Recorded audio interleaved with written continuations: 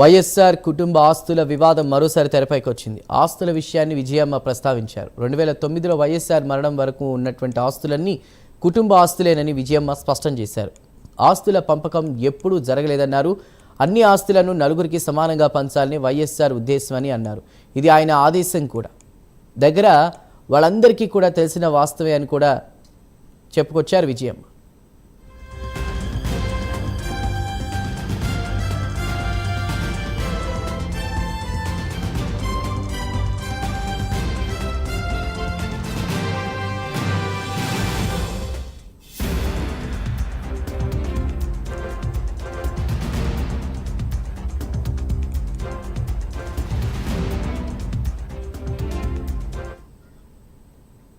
వైఎస్ఆర్ కుటుంబ ఆస్తుల వివాదం మరోసారి తెరపైకొచ్చింది. ఆస్తుల విషయాన్ని విజయమ్మ ప్రస్తావించారు. 2009లో వైఎస్ఆర్ మరణం వరకు ఉన్నటువంటి ఆస్తులన్నీ కుటుంబ ఆస్తులేనని విజయమ్మ స్పష్టం చేశారు.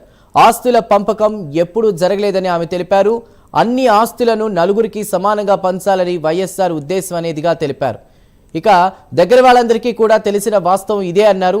ఎంఓయూలో షర్మిలకు రాసిన ప్రతి ఆస్తి న్యాయంగా ఆమెకు చెందాల్సిందేనని, అందుకే జగన్ ఎంఓయూ రాశారని చెప్పారు.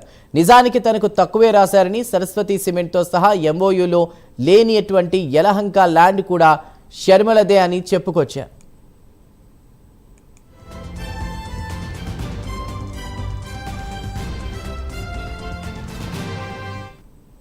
ఇచ్చాను అని చెప్తున్నటువంటి డబ్బు షర్మిల వాటాకు ఇచ్చినటువంటి డివిడెండ్ మాత్రమే అని, ఆస్తుల విషయంలో జగన్ తన మేనల్లుడికి మేనకోడలికి ఇప్పటి వరకు అన్యాయం చేశారన్నారు.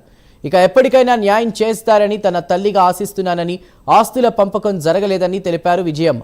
నిజమేమిటో నా దేవుడికి నా కొడుక్కి కూడా తెలుసు అని విజయమ్మ అంటున్నారు. గోబెల్స్ ప్రచారం చేయడానికి మీరెవరని ప్రశ్నించారు. మీరు ఎంత కాదన్నా దేవుడు న్యాయమే న్యాయమన్నారు. అసత్యాల ప్రచారం మానుకోవాలని కోరుతున్నానని విజయమ్మ అంటున్నారు.